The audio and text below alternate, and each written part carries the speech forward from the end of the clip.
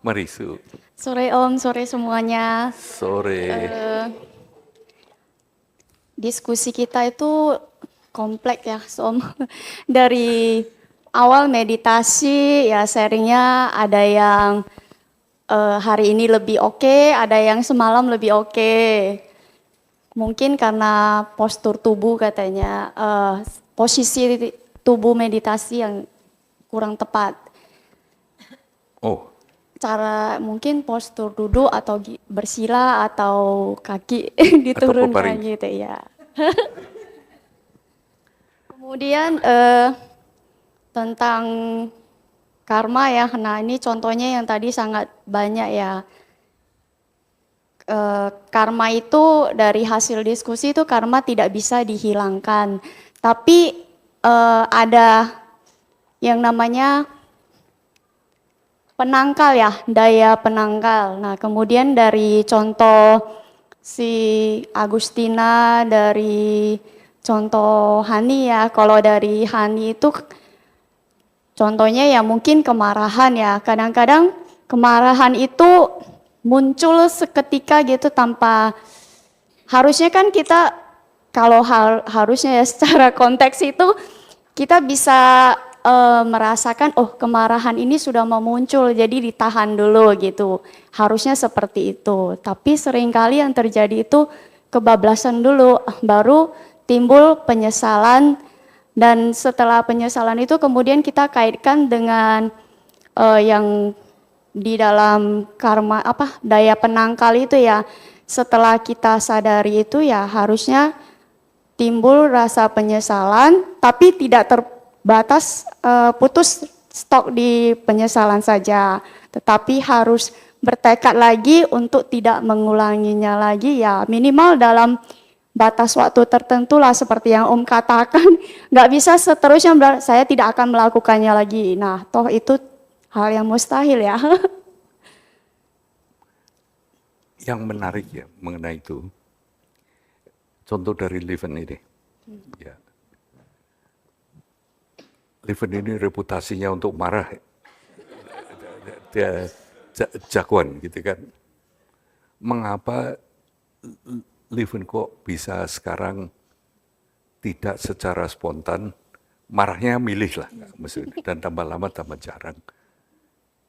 Apa tuh yang membuat dia seperti itu? Tadi menggunakan kata menahan marah. Ini sukar sekali. Ini sukar sekali karena marah ini reaksi emotif, di mana inti dari kemarahan itu merasa tidak mampu menangani situasi yang dihadapi. Sebab kalau kita, jadi definisi kemarahan itu bisa macam-macam, tapi dari segi Buddha Dhamma ya, intinya kamu menghadapi challenge, menghadapi situasi yang kamu hadapi, dan kamu merasa sarana yang kamu miliki tidak cukup untuk menghadapi ini. Masuk akal kan ya? Sebab kalau bisa, kamu nggak perlu marah. Right? Kamu langsung bang. Kamu marah itu karena kamu merasa kamu tidak mungkin bisa mengatasi yang ada di sana. Nah, marah itu sebetulnya hanya reaksi emosi untuk mengalihkan daripada kita menghadapi yang kita hadapi ini. Kamu marah itu sebetulnya kamu nggak mau ngadepin ini gitu. Kamu change the subject almost gitu kan dengan kemarahan di sini. Jadi kalau yang terakhir kita bersama-sama belajar tadi ya, yang diterangkan di karma. Jadi apa tuh yang terjadi? Maka dengan kamu mengalihkan begini, the seed untuk marah itu belum tumbuh kan? Ya ini urusan ini belum selesai. Kamu tambahin marah lagi, kamu tanam benih kemarahan ada di sini sebagai teknik untuk menghindari kemarahan di sana. Jadi kamu ketambahan seed, ketambahan biji juga yang namanya bija. Right? Nah, untuk menghilangkan itu sukar kalau sudah ada bijinya, Itu tinggal tunggu tanggal nih. It will happen. Ya, makanya diterangkannya mengenai yang disebut benih, biji, dan vasana atau pendorongnya yang mendorong ini karena dengan tahu ini kita itu punya kesempatan untuk tidak menanam marah lagi. Tidak berarti kamu bisa nyetop marah ini loh. Ini biji ini tumbuh, ya. Tapi berarti kamu marah dan kamu juga dimarahi. Kamu merasa seperti yang Fiona katakan, merasa upset, dan semua. Tapi kalau kamu tidak membalas, kamu nggak nanam biji baru loh. Sama-sama nih, sebab nanam biji baru ternyata tidak menghentikan penderitaanmu karena dimarahi. Ini harus kita ingat. Jadi seperti dimarahi orang, itu dengan kamu marah, itu tidak menghilangkan penderitaanmu karena dimarahi. Seakan-akan kamu merasa kamu memuaskan diri. Right? Tapi no, kamu menanam biji baru. Makanya dengan adanya Santi Paramita, ya, definisinya Santi Paramita itu tidak bertindak negatif jika menghadapi hal-hal yang tidak kamu sukai. Saya ulangi ya, tidak melakukan hal yang negatif jika kita menghadapi hal-hal yang tidak kamu sukai. Jadi kalau kamu menghadapi gini, tapi kalau kamu lawan, itu berarti kamu memperpanjang ini loh. Kamu mengulang terus. Ini sekarang kita diajarin nih, caranya menyetop dimarahi. Gimana? Kamu stop tanam biji. Kalau di dalam ini tiada biji dimarahi, nggak akan terjadi gitu loh. Nggak usah pakai penangkal loh. It's just to think that way. Kamu ngerti mekanismenya. Dengan kamu berhenti atau tidak bereaksi negatif terhadap hal yang. Jadi lain kali kalau kita menghadapi hal yang tidak kita sukai, apapun. Tolong diingat definisi ini.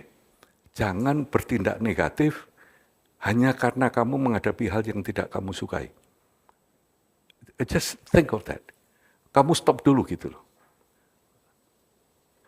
Nah, sebab yang tidak kamu suka itu bijimu yang matang. Karena dulu kamu begitu. Tapi ini dihabiskan, udahlah, apapun kamu mikir kesempatan itu. Jangan bertindak negatif. Ini Santi Paramita, right? Intinya. Ini ditekankannya luar biasa dalam Buddha Dharma. Jadi kalau kamu berhenti, tidak ini nanti ininya akan habis sendiri gitu loh. Makanya Santi Paramita ini diajarkan luar biasa gitu.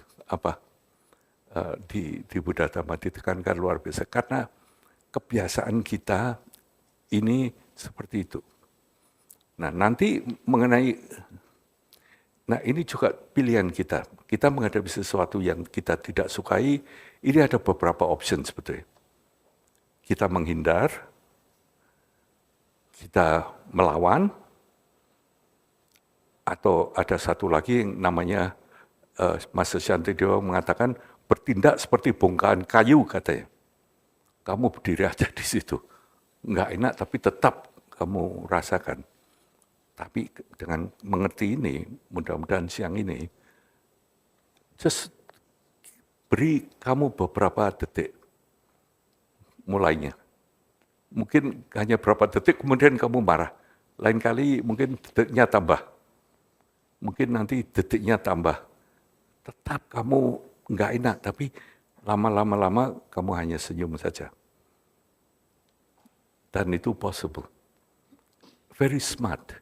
Jadi dengan adanya pengertian mengenai ini, sebab intinya itu apapun kita hadapi hanya karena itu sesuatu yang bijinya sudah ada gitu kan. And you do it that way. Ya, Maaf, nyetop, silakan teruskan gitu. Oh, jelas ya? Ya, oh good ya. Kemudian ada contoh kasus lagi ya, dari Agustina tadi disampaikan suatu ketika itu dia sama temannya pesan makan. Nah, temannya ini pesan makannya banyak sekali gitu. Jadi si Agustina ini mengatakan, toh kita berdua aja, ngapain harus pesan segitu banyak. Nah, alasan temannya ini katanya nggak apa-apa, kalau kita tak habis pun nanti makanan ini akan dijadikan makanan babi, katanya gitu. Dijadikan apa? Oh gitu. Makanan babi. Ya good. Jadi ditanyakan gitu, nah ini seperti gimana gitu ya kan. Jadi ya kita membahas gitu, ya ada yang kalau dari, ada yang katanya kalau itu ya tetap salah gitu ya kan. Apapun motivasinya itu ya salah gitu. Karena kan itu berlebihan, itu pemborosan gitu. Nah, kemudian kalau dari si pelaku ini katanya itu kebiasaan ya, katanya di rumah dia juga diajarkan seperti itu gitu. Kalau nggak habis makanannya ya sudah nanti dijadikan makanan ternak atau sebagainya lah. Intinya seperti itu. Nah, jadi kalau dari Cicinta mengatakan sebaiknya itu ya kita tidak merespon terlalu gimana gitu ya. Karena kan masing-masing orang itu bertanggung jawab atas apa yang dilakukan. Jadi ya mungkin kita kalau menasehati ya gitu ya. Tapi intinya maksudnya kita tidak merespon terlalu jauh atas apa yang dilakukan si pelaku itu ya. Kemudian ada contoh lagi dari jika kita menonton film gitu ya, film yang pembunuhan lah seperti itu. Nah misalnya seperti film ya mungkin psikopat atau gimana lah ya, dia melakukan pembalasan dendam.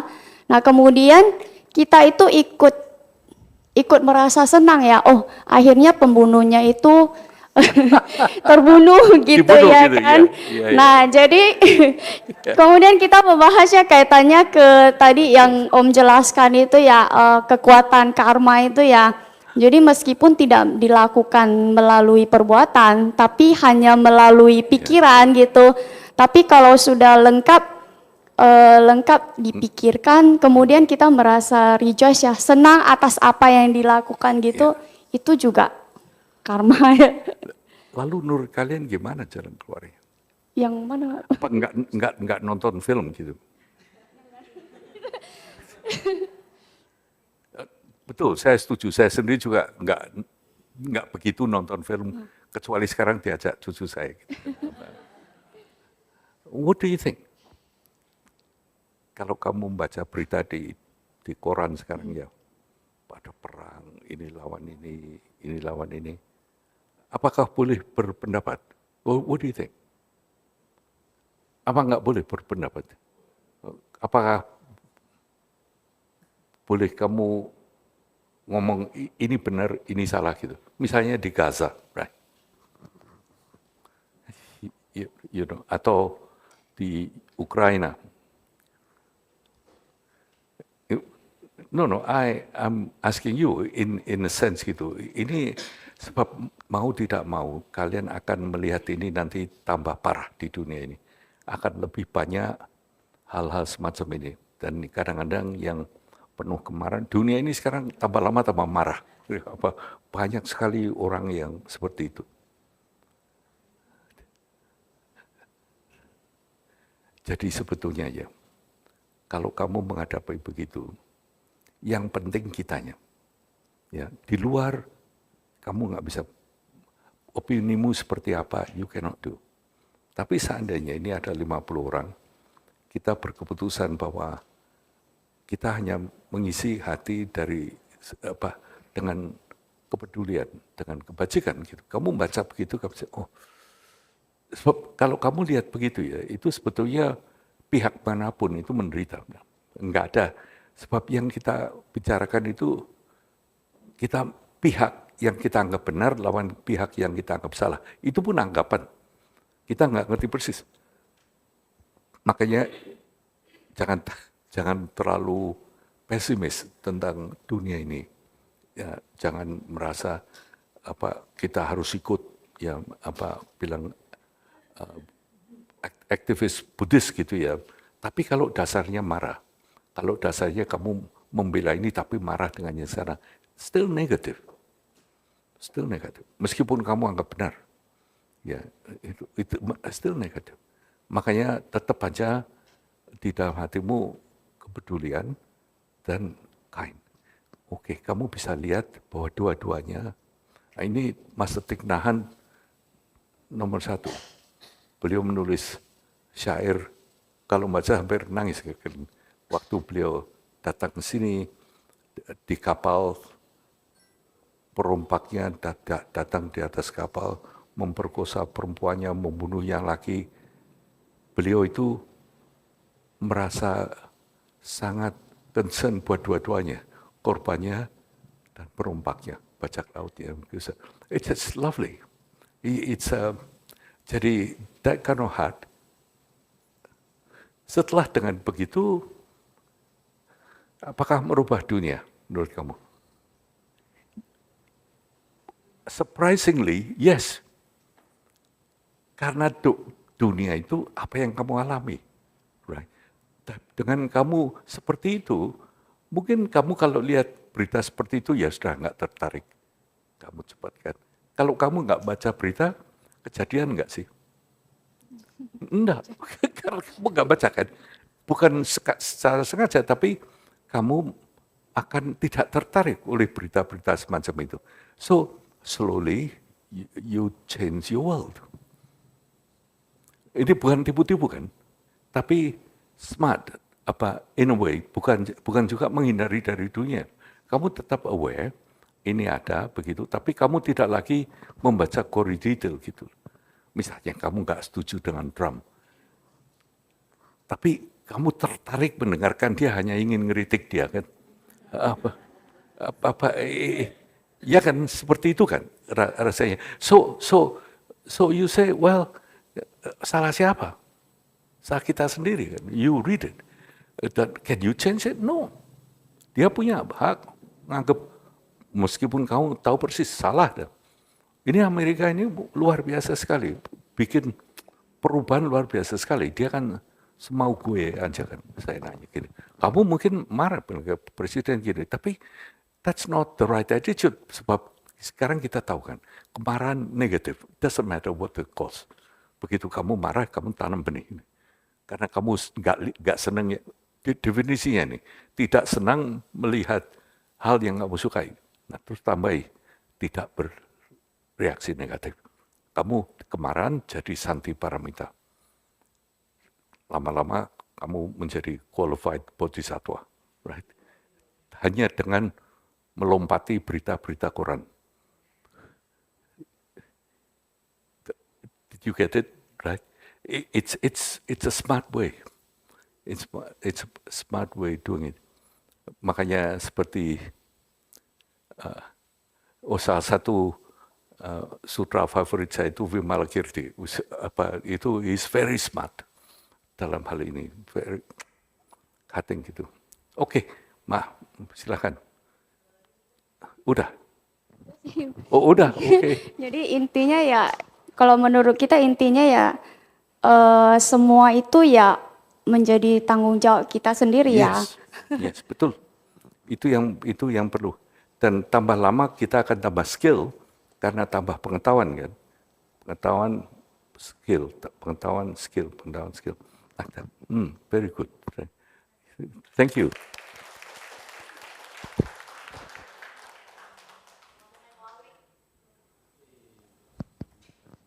Selamat sore Om, selamat sore Su, teman-teman. Selamat sore Awi. Hari ini kelompok 3 fokusnya membahas mengenai sebab dan kondisi. Gimana proses terjadi mendapatkan hasil. terus dikaitkan dengan apa samutana, intinya di state of mind. Nah, di situ ada beberapa contoh yang dibicarakan. Salah satunya tentang kemarahan. Jadi sebab itu dari akibat yang lampau ya. Jadi biji ya, jadi kita bahas. Terus yang diutamakan nanti di kondisinya, karena itu menjadi kata kunci agar hasilnya tidak terjadi lagi gitu.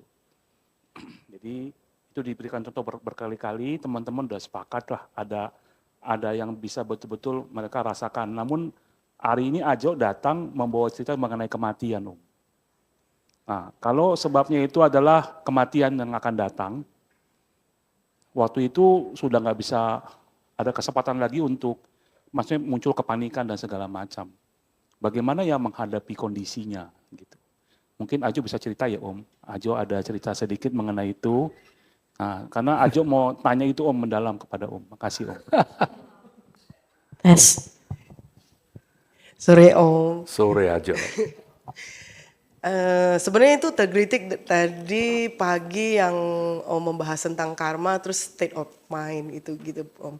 Jadi agak flashback ketika kebetulan di tahun lalu lah kebetulan masuk ICU. Waktu itu saya pada saat itu ngerasa proses kematian itu sedang berproses sama diri saya Om. Jadi, udah mulai. sok tahu saya aja sih Om sebenarnya itu Om. Cuman karena ada rasa takut dan panik di sana, bukan ada rasa penyesalan, tidak ada Om. Maksudnya penyesalan tentang apa itu, perasaan penyesalan, perasaan yang lain tidak muncul, tapi perasaan kepanikan yang pada saat itu kondisi badan itu tidak bisa ngapa-ngapain. Narik nafas itu susah banget, kayak oksigen itu tuh gak bisa masuk, jantung juga udah mulai melemah, mata udah kayak gelap, gak bisa lihat. Terus pada saat itu kesadaran mulai turun, jadi ada kondisi di bawah sadar itu kayak suffering sekali karena tidak bisa napas itu suffering sekali Om. Nah pada saat itu dokter sama itu sedang berproses lah ya. Kepanikan itu muncul di saat itu semuanya ngeblank Om. Bukan karena saya nyesel, aduh nanti saya nggak bisa, ada yang mesti saya utangin lagi, ada yang saya harus lakukan lagi, itu tidak muncul. Tapi hanya panik karena proses suffering itu berlanjut tentang kayak pelan-pelan itu kayak merasakan kondisi badan itu hilang, fisiknya itu nggak berasa gitu Om. Jadi kayak ini rasa kematian itu begitu, jantung detaknya lambat sekali, terus napas itu nggak bisa ditarik gitu. Walaupun mendengarkan apa yang dokter udah lagi di luar sini, yang membuat ketakutan itu mendalam adalah nggak bisa napasnya itu Om. Karena ternyata setelah saya menganalisa, saya fobia terhadap tidak bisa bernapas itu Om, bukan karena ada penyesalan atau ada yang lain. Yes. Cuman di dalam ini pada saat kematian itu semuanya nggak keluar, mau ngomongin dharma, mau ngomongin state of mind, mau ngomongin karma, itu hilang. Pasti. Hilang sama sekali, yang tidak bisa, apapun yang bisa menolong. Pada saat itu saya ngerasa nggak ada yang bisa nolong saya sendiri pun udah kayak lemas sekali tuh Om. Maksudnya kayak saya itu nggak bisa ngapa-ngapain di dalam badan yang saya kekungkung di sini, yang which is saya nggak punya pilihan lagi untuk, kalau misalnya saya masih hidup nih berkesalahan, besoknya saya bisa perbaikin dengan what next. Tapi ini nggak bisa pilih lagi, ya is gone. Nah kayak pada saat itu ngerasa gue akan kembali lagi nggak jadi manusia, gue akan terlahir di alam yang, dan ketakutan itu terus kayak gimana ya Om ya, semua dharma, semua apapun nggak muncul Om. Nah setelah sadar, untung dokter berhasil sih Om. Setelah sadar saya mikir untung ya, Jadi kayak Hai. makanya masih di sini Om. Makanya masih duduk di sini Om. Jadi kayak ada trauma gitu Om. Saya nggak takutnya itu karena kamu di situ. Tadi tengah-tengah juga agak takut, tapi lihat kamu di situ. Oh iya masih ya. Ya, silakan terus. Jadi ada satu kepanikan di mana setelah saya mencari tahu tentang mencocok logis sih Om, kayak apakah proses kematian itu dengan ada berapa kan dulu Om pernah membahas berapa elemen dalam kita pecah proses itu ada. Tapi ini tiba-tiba which is suddenly di kantor saya masih meeting terus langsung ke ICU langsung proses itu suddenly dan cepat sekali yang membuat saya nggak terima. Soal setelah sadar ya Om, maksudnya proses-proses seperti yang saya alami mungkin seperti yang dituliskan di buku itu membuat saya lebih siap untuk menghadapi kematian. Ternyata pada saat kita menghadapi kematian dengan sadari seperti itu, dengan semua teori itu tidak terpakai gitu loh Om. Yang aku rasain pada saat itu Om. Nah tadi pagi saya dengar Om tentang state of mind. Jadi kayak tergelitik apakah kita harus nge-setting state of mind kita di posisi mana, di mana apapun yang terjadi, kita mau jatuh di kantor, di tugas, kita ready lah. Tidak terkungkung dalam kepanikan yang panik dan takut yang sangat-sangat menghantuin sampai sekarang sih sebenarnya Om. Sampai ketika kalau saya masih mencoba men-trust back, saya masih ada rasa kayak gemetaran di tangan juga sih Om. Jadi kayak apakah itu proses kematian gitu. Dan saya ternyata belum ready. It's true. Itu sih Om dari ini. Maaf Om, Nah, saya tambahin Jo. Terus Iya. seperti sebelumnya kan kayak kalau kayak biasa-biasa kan kayak keluarga saya memang kayak nenek saya dari kecil kan dia sangat percaya sama Avalokiteswara. Jadi setiap tidur selalu dilantunkan mantra Avalokiteswara. Terus selalu diingatkan kalau di saat ketakutan, di saat apapun, di saat panik pun lantunkan ini katanya. Nah, ketika ada kepanikan di jalan, ada tabrakan, ada apapun, otomatis keluar Om. Tapi pada saat itu nggak keluar Om sama sekali. Yang keluar ada kepanikan dan ketakutan yang luar biasa sekali Om. Yang kebiasaan yang kayak tadi saya kan kalau nggak salah nangkap Om, sebelumnya juga kan kita diiniin untuk berbuat baik supaya menjadi habit kita. Itulah yang akan menjadi bekal kita di saat terakhir di mana kita akan lebih tenang menghadapi kematian saat itu. Nah, state itu saya nggak dapat pada saat proses itu Om. Hilang semua Om. Gitu Om. Nah, habit-habit yang kayak kita coba hal-hal yang kecil, saya ingat Om bilang kita mencobalah dari hal-hal yang kecil kayak nyapulah, apalah, bantuin dalam hal kecil, kemudian itu akan membesar sendiri dan kusala mula itulah yang akan membantu kita dimanapun ketika kita mengalami ketakutan. Dan pada saat itu kenapa sih hilang gitu loh, dan sampai saat ini saya mencoba untuk state of mind seperti apakah kita supaya bisa menghadapi itu loh Om gitu. Pada saat detik-detik terakhir di mana fobia, dan itu bukan penyesalan tapi fobianya keluar yang menyebabkan panik dan ketakutan sekali. It's so true.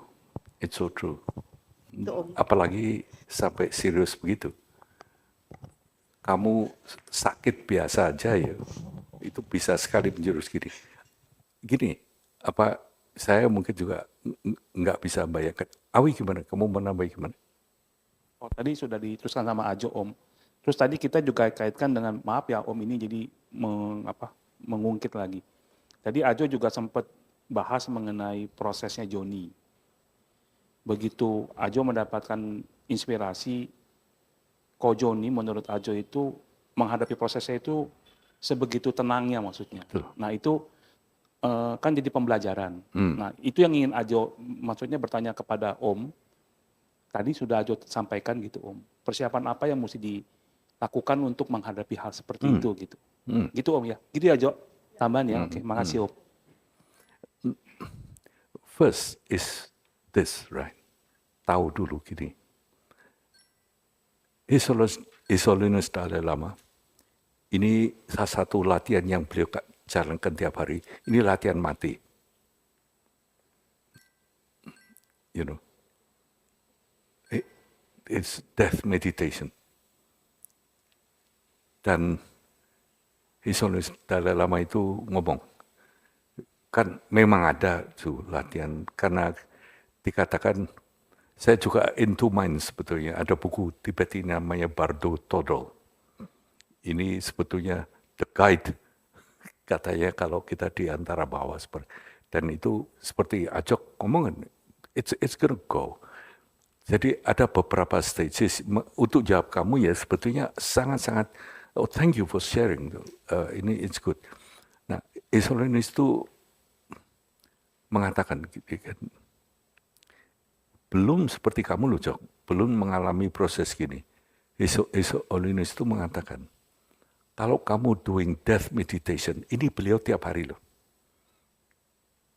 mengenai kematian, dan kamu tidak takut, itu you haven't done it well. You have not done it well. So kalau kamu nggak takut kematian, itu berarti you haven't done it well. Sebab if you do it well, kamu pasti takut. Sebab kematian ini kamu tahu it's final gitu. Ini dengan ini satu.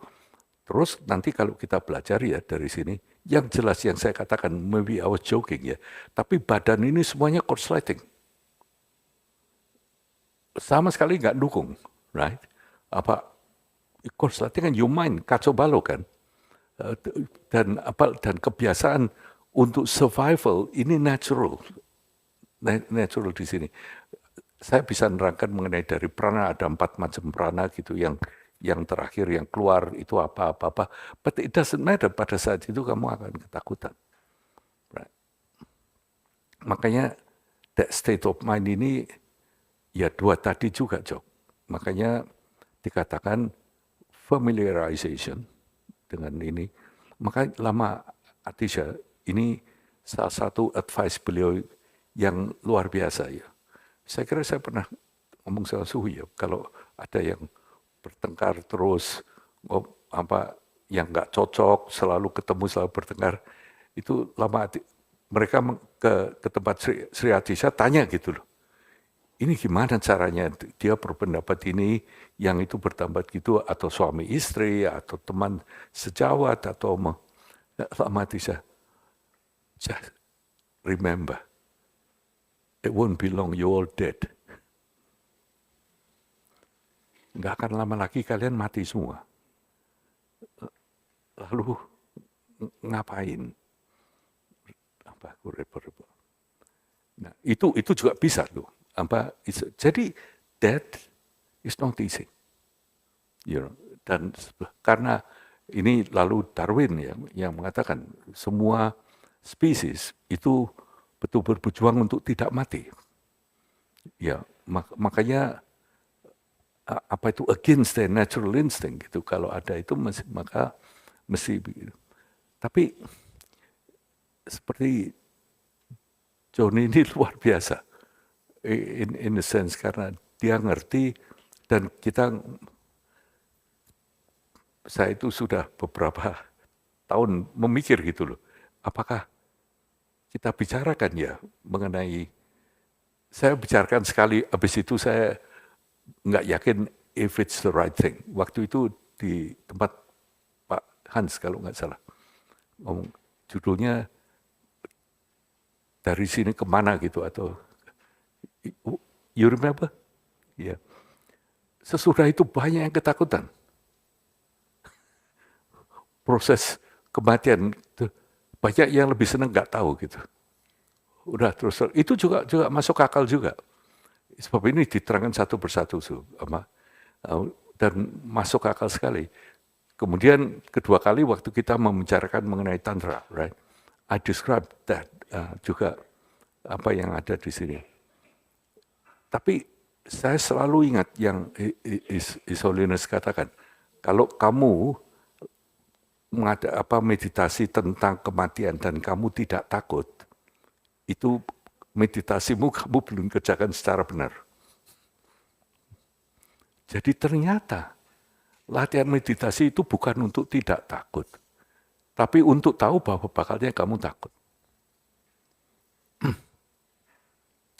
Nah, takut ini beda loh. Nah, tapi dengan takut kamu lalu merasakan okay, and then let's go gitu. Bedanya orang pemberani dan orang pengecut apa? Menurut kalian apa? Bedanya orang pemberani dan yang pengecut? Yang pemberani Let it go-nya, Om. nggak takut? Let it go-nya, Om. Ya, berarti tapi dua-dua takut loh. Takut, ya, tapi kayak ngelihat ketakutan itu sebagai hanya ketakutan tapi tidak mengalaminya mungkin, Om.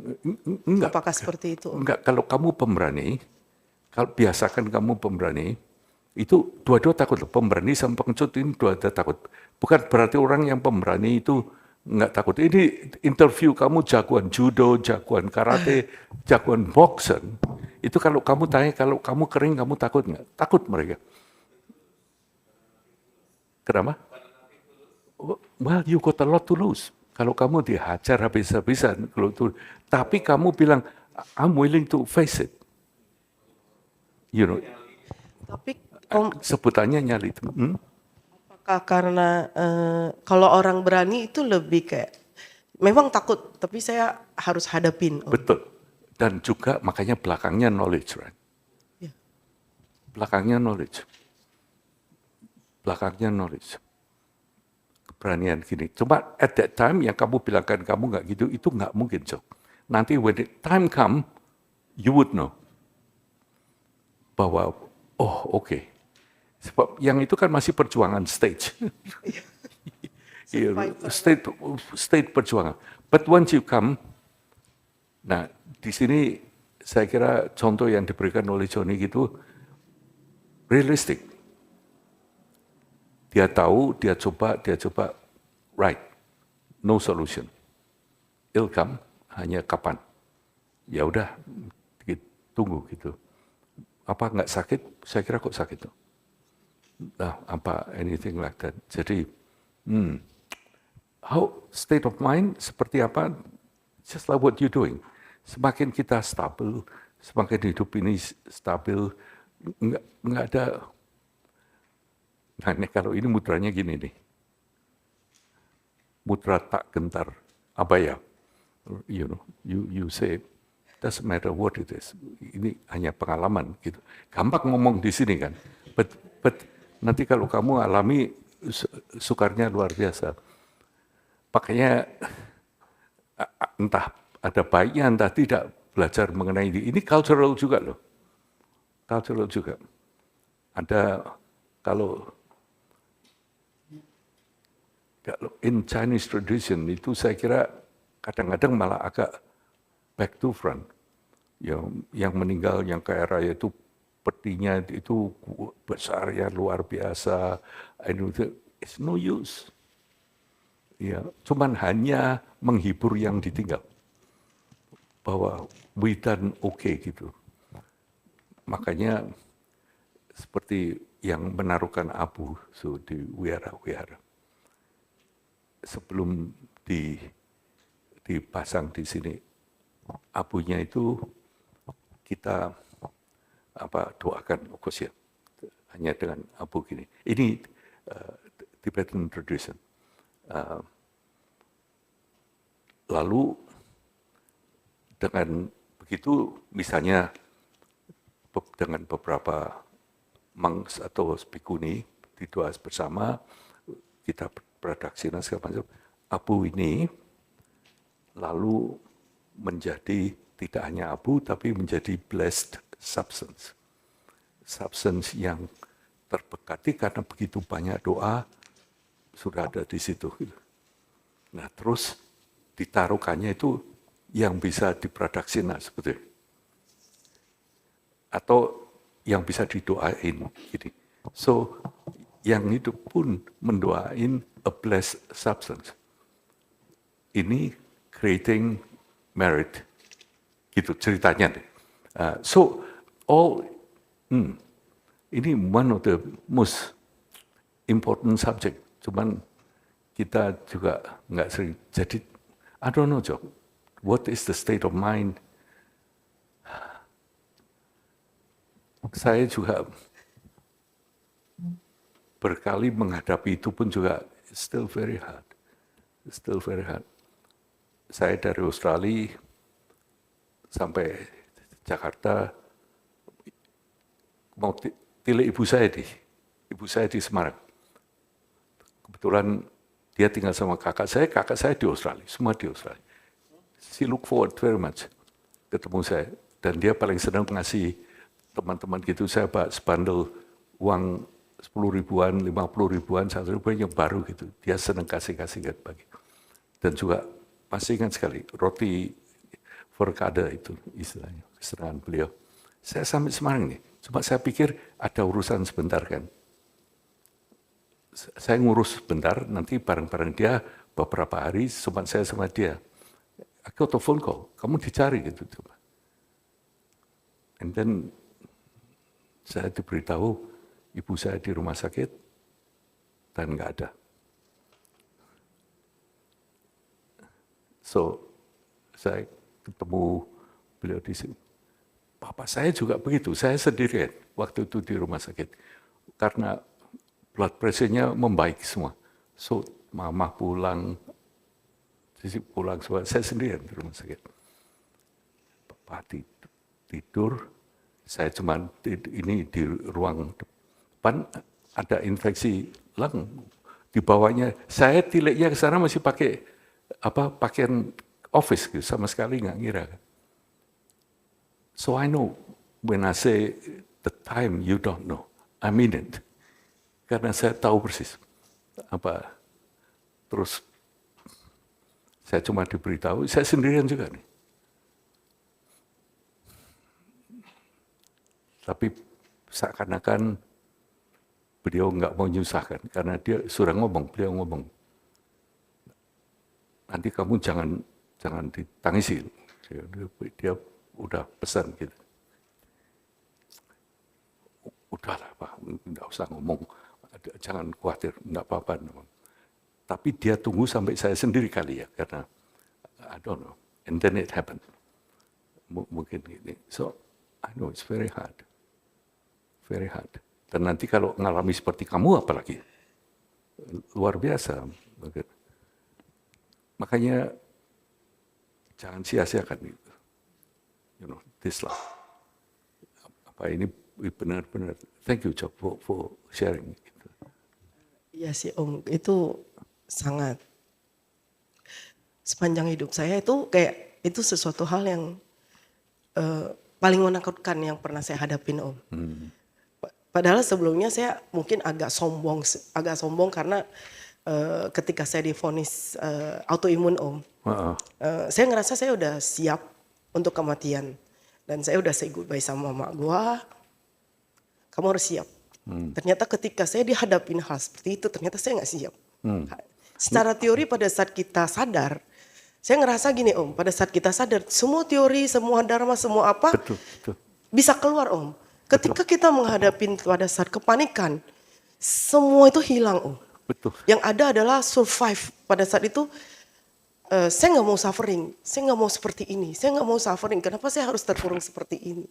Hanya itulah yang, dan mungkin ada yang seperti Om ajarkan bahwasanya karma itu mungkin yang masih membuat saya masih bisa bernafas sampai sekarang itu dokter-dokter itulah yang terus berusaha. Iya, karena juga makanya tapi the feel definitely it's your daya berkah yang akhirnya Yokusala mula yang make what happen, right? At the end about that. Jadi kalau dari segi Buddha Dharma, kalau menurut saya ya caranya ini masuk akal. You know, menyiapkan hal sebanyak mungkin, sebisa mungkin. Itu juga Guido juga bisa cerita mengenai ayahnya, and all that. It's good in a way, tapi nggak tahu siapa yang mau komentar mengenai this event. But you're right. Saya nggak ngerti, Job, bagaimana. Ya, sebetulnya saya sendiri pun juga as prepared as I can, tapi saya juga tahu persis, kalau sampai Dalai Lama ngomong, beliau itu tiap malam, latihannya tiap hari. Death meditation itu one of the basic thing he does.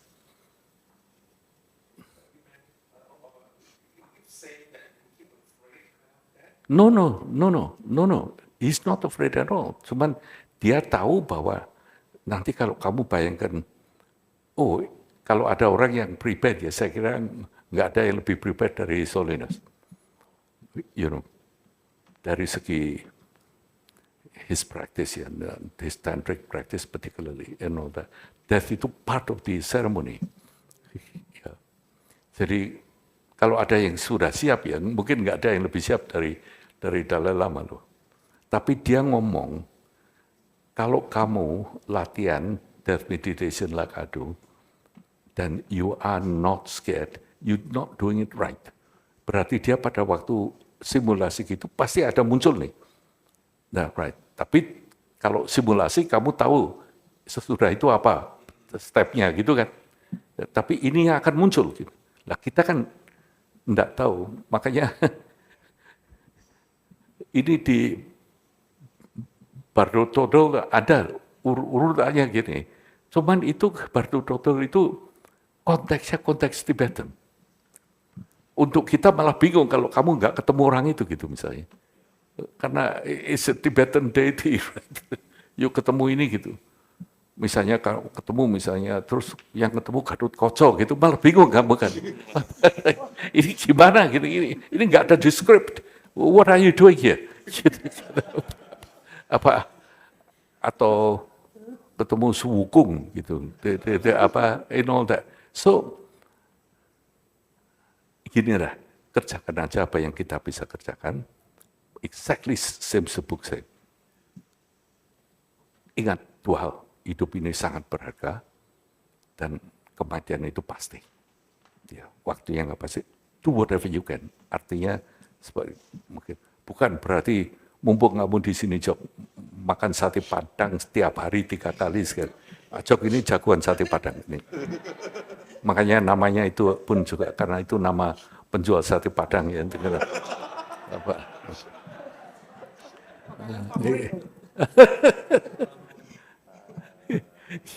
Jadi kalau mau tanya sate Padang paling enak di Medan, ajak jagoannya. It's ya kan ya. Ini jagoan.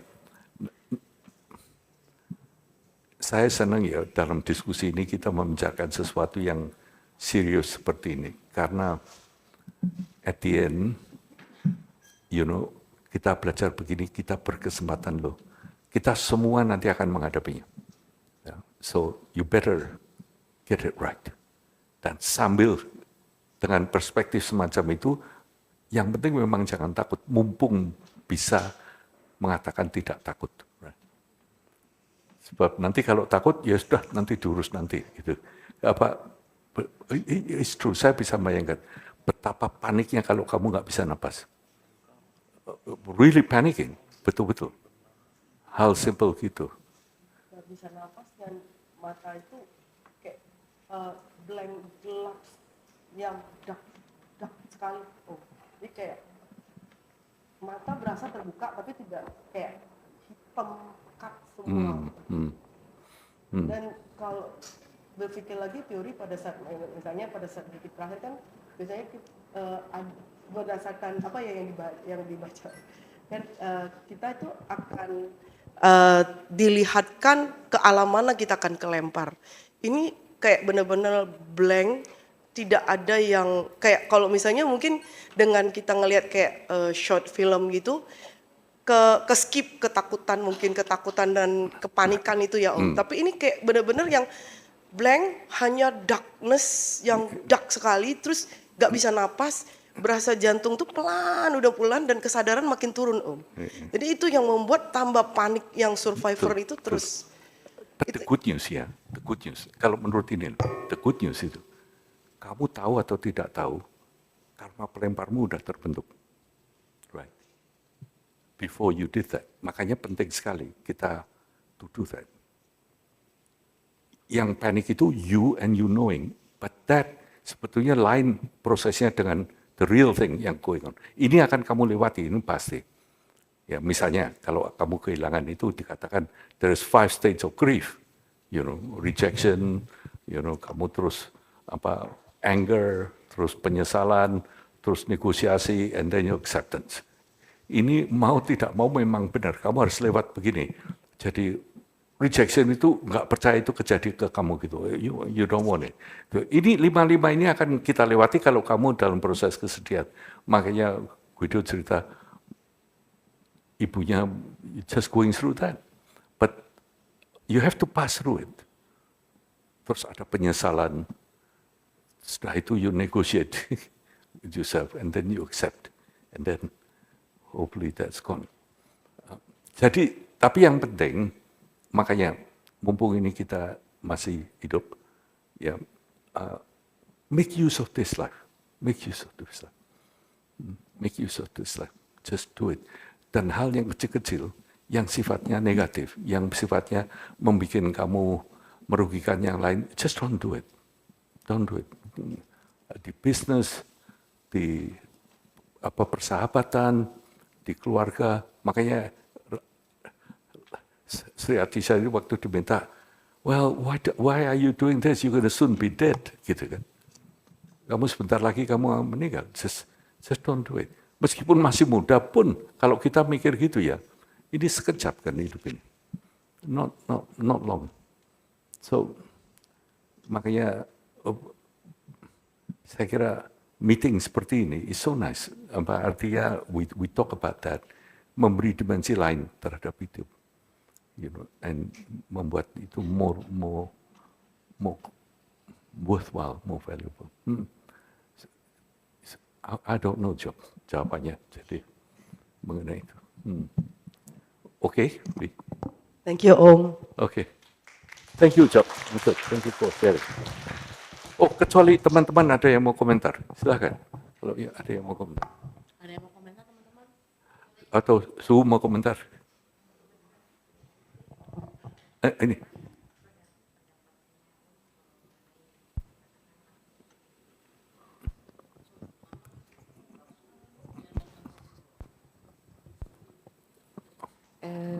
Kita sering mungkin ada yang dengar mengenai mati suri. Nah itu bagaimana menjelaskan? Mati suri. Mati suri itu artinya apa? Sorry. Oh gitu. Oh. Betul. Jadi mati sejenak dia. Ya artinya belum mati gitu kan. Pertama ya, yang dianggap mati ternyata salah. No, true. Enggak, kembali lagi belum mati itu kan. Tapi kalau dari apa yang diterangkan so far, ya, so ini ada tergantung hitung ya 7 atau 9 stages. Tapi terlalu panjang untuk ngomongkan begitu ya. Jadi begitu kita sudah beranjak mulai the moment of mulai rate increase, gitu mulai melihat semuanya rate, itu satu-satu dulu, mulai kehangatan, terus kehausan. Jadi orang itu biasanya yang mau prosesnya merasa dingin. No, sebelumnya itu malah merasa tenggelam gitu. Makanya kepingin minta di-cancel. Kemudian di-cancel, tapi terlalu lama ngomong gitu. Intinya, kalau dari pengertian dari Buddha Dharma, hanya nafas, bahkan hanya brain movement, itu belum dead. Makanya, ini dalam bahasa Tibet namanya Tokdam. Ya, itu yang terakhir di New Zealand declare sudah pengobatan mati. Kalau ini mungkin mati risu artinya mungkin mati beneran tapi nggak bangun tapi tetap ada all that. Badannya, contohnya badannya nggak membusuk. Akhirnya yang menandai mati itu dikatakan akan keluar cairan dari 1 dari 7 lubang yang ada di badan. Itu baru mati. Makanya dalam segi dari Buddha Dharma dikatakan kalau ada orang yang meninggal, jangan diapa-apain dulu gitu. You just let it go.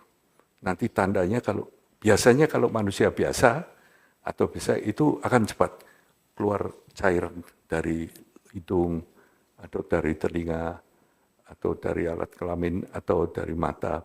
Usually it happen. Ya, nah kalau udah itu berarti oke. Kenapa? Karena belum gini. Makanya ada yang namanya consciousness Amitabha practice misalnya yang dijalankan. Juga yang satu yang penting, yang disentuh jangan kaki dulu gitu, yang disentuh kepala di sini kan, karena dikatakan di lubang di sini itu juga ada di Lama Tisha pun nyebut kalau bayi itu lubangnya ini baru bisa nutup karena ini untuk nyambung di sini, makanya begitu sudah meninggal di sini yang diberi disentuh dulu atau diberi karena berarti konsesinya keluar di sini. Tapi itu saya kira juga a gesture doing that. Kemudian urut-urutannya, misalnya pertama yang hilang jelas penglihatan, ya, terus mulai bauan, terus rasa, yang terakhir pendengaran, and then just go. Berarti gini. Nah terus nanti ada yang namanya 80 emosi yang nantinya hilang. Nah makanya yang namanya mati suri, ini kemungkinan sekali, kalau diterangkan menggunakan prana segala macam, salah satu contohnya, kalau belum angin, artinya badannya itu masih hidup. Dalam arti kata ini, rupa-rupanya mungkin kalau untuk kita mungkin enggak loh ya. Tapi orang India yang jenggotan, yang kumis, itu mati seminggu masih tumbuh loh jenggotnya. Masih harus dicukur. Udah mati seminggu. Karena masih keluar rambutnya. Berarti badannya masih function. Tapi untuk dalam Buddha Dhamma itu tidak dianggap, kalau udah keluar ininya. Nah di India itu juga sama, hampir sama dengan yang di saudara-saudara kita Islam itu secepatnya dikubur atau dikremasi karena akan ada, let's call it, nyawanya gitu ya. Nyawanya itu familiar with that arrangement, masih hovering, yang namanya antara bawah, itu melihat begini lalu dikatakan antara bawah ini umurnya 7 hari. Terus mati lagi 7 kali. Makanya 49 hari. Nah kalau 49 hari biasanya sudah menemukan tempat yang lain ditiup oleh karma pelempar ini. Makanya perayaannya 49 hari. Kalau selebihnya itu sudah untuk our benefit sebetulnya. Sebab hanya memperingati dan menyukuri leluhur. Saya kira Buddha Dharma cukup detail menerangkan mengenai proses kematian, tapi itu pun konteks. Jadi dari saya kepingin sebenarnya ketemu Buddhis orang India yang atau saya waktu itu kan sering ke India dan ketemu Indian Buddhis gitu. Kalau saya tanya, mereka malah nggak ngerti loh apa proses kematiannya. Yang betul-betul memperhatikan betul-betul cuma Tibetan, juga Chinese tentunya. In a way juga Chinese, makanya selagi kamu bisa lihat gini terus. Tapi apa yang kita ngerti bahwa begitu sudah betul-betul ditinggalkan, badan ini sebetulnya udah bukan, masih hidup pun nggak dianggap orangnya kan, apalagi kalau sudah ditinggal. Tapi just respect bungkusannya. Jadi hidup lagi itu mungkin belum mati gitu kan. nggak tahu Su, tapi itu saya juga nggak ngerti ya. Tapi kadang-kadang guru saya sendiri, beliau kalau menerangkan tentang proses kematian,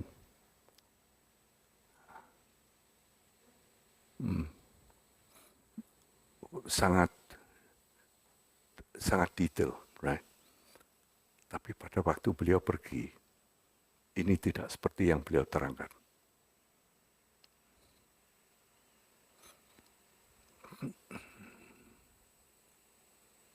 Beliau itu diminta untuk memberi puja sekian tahun perayaan di komunitas yang agak terpencil. Dikatakan 6.000 atau 8.000 meter di atas permukaan laut di Gunung Himalaya. Udah dianjurkan, jangan pergi gitu.